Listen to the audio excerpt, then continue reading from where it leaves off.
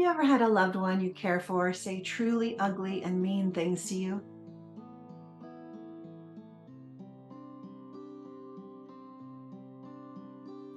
A client's daughter called me yesterday and I could tell right away that she was upset. She said, "Today, when I visited my mom, she told me I was the single greatest disappointment in her life." Can you imagine how much that would hurt? I've heard this kind of thing before and experienced it with my own parents. People with Alzheimer's or dementia sometimes make really hurtful comments, accusations, and insults. We know that their behavior is a result of their condition and it's not intentional. And we know that we're not supposed to take it personally, but that's so hard to do when it's your mom or your dad or your spouse saying those things. And they might trigger old baggage, guilt, or anger that's been simmering in you for years. It just gets you down deep. So, how can we deal with it when our loved one lashes out in this way? Here are some steps. Step number one, understand where it's coming from. Even though the barbs are directed at you, in almost all cases, it's really not about you. It's about them. And lashing out at you is just their way of expressing their discomfort or frustration.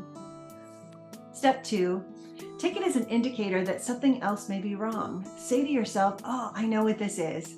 She's struggling with something and venting that feeling on me." So ask yourself, could it be a UTI? If the changes are sudden, really any behavior change that seems to come on overnight is suspect for the all too common UTI.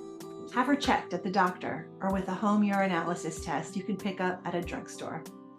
Could she be frustrated with all of the losses of aging? Mobility, choice, independence. Aging is just a series of losses, and often the frustration that people misdirect on others is really about dealing with those losses themselves. So step three is getting them talking. Really listen to her, delve deeper with open-ended questions, and see if she can open up about what's really bothering her. Oh, and a bonus step. A good idea is to keep track of what triggers the mean comments so that you can begin to detect patterns. Keep a little notebook and look for common ones like being hungry or not getting good sleep or certain times of the day, that kind of thing. Once you see some of the patterns emerge, you can start to change things up or simply avoid the triggering events. Because as hurtful as it may be, once again, it's really not about you.